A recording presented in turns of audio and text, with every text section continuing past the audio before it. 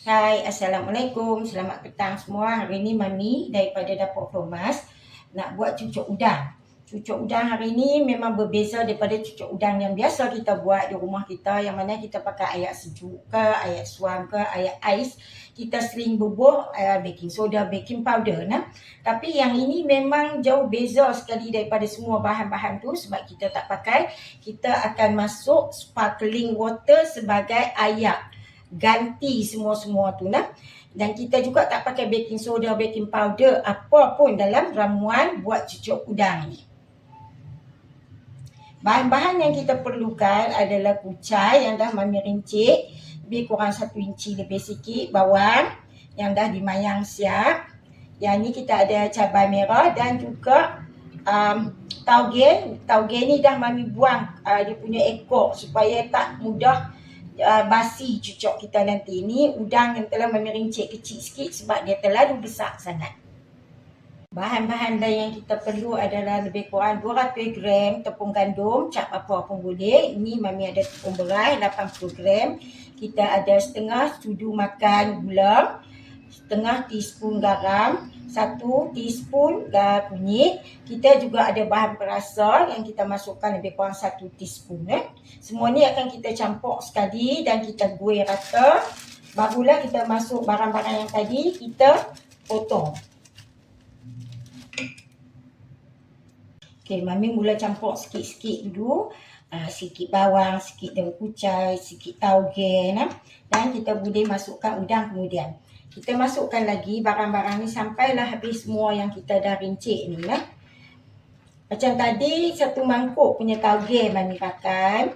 Mami pakai 1 genggam punya daun kucai, sebiji bawang merah dan 3 suku biji bawang merah dan sebiji cabai merah yang dalam Mami masukkan ni. Dan ni cukuplah untuk kita nak makan seorang, 2 orang macam tu, ataupun paling ramai 4 orang boleh makan jugalah. Kita katakan, kita guih dulu bagi rata, lepas tu barulah kita masuk air sparkling water tu.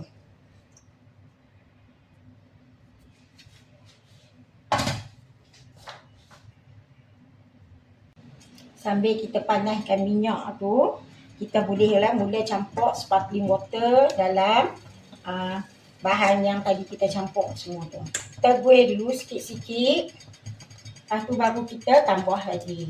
Dia tak boleh cair sangat dan tak boleh likat sangat.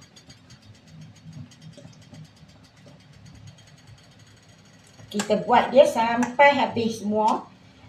Elok nampak dia punya adunan tu. Bila kita dah campur semua, dia jadi macam ni lah. Dia tak berapa cair dan tak berapa pekat sangat. So, bila dah macam ni, bolehlah kita masukkan kita punya senduk dulu bagi panas dalam kita punya kuali. Bagi panas sekejap kuali senduk ni dalam kuali, supaya sekejap lagi kita boleh bubur tepung tu dia tak meletup. Inilah rupa yang telah Mami buat tak satu. Mami masukkan dalam 1 senduk dan kita lepas dia sekejap untuk dia lekang dalam minyak yang kita bagi panas tadi.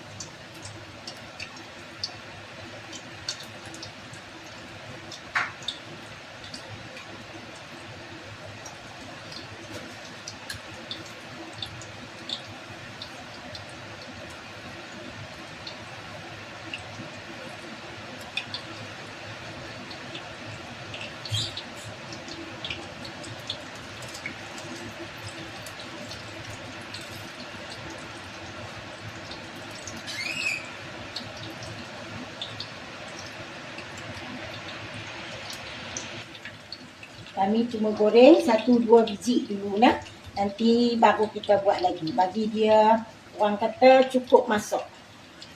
Api tak payah besar sangat, cuma api sederhana saja. Kita bagi dia keliling dulu, baru kita kuih keluar dia. Pakai lidi, kita kuih dia keluar. Dalam resipi tadi tu, Mami pakai 1 botol habis sparkling water tu So, kita pakai sparkling water. Setengah-setengah tempat yang bukan orang Islam banyak ataupun bukan orang Islam yang nak makan, jadi diorang gantikan dengan bir.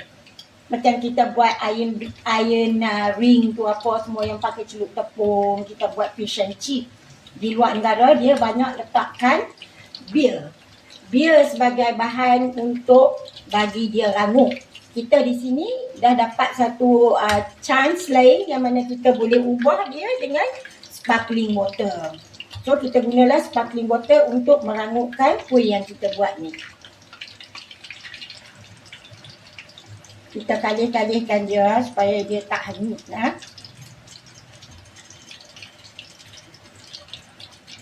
Sejak dulu minyak tu bagi dia turun semua. Barulah kita ubah ke dalam pinggan ke mangkuk apa yang kita nak letak dia. Kita kena bagi dia kena angin supaya dia kering, tak jerak minyak-minyak.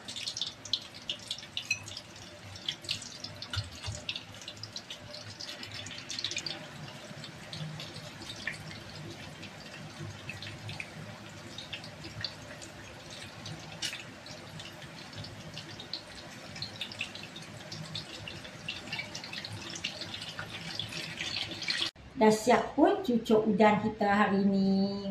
Jadi untuk siapa-siapa yang nak mencuba, Mami menggalakkan untuk mencuba kerana memang rasa sedap, rangup, memang puas hati. Kita buat pun untuk makan atau untuk tempahan, memang menjadi. Selamat mencuba.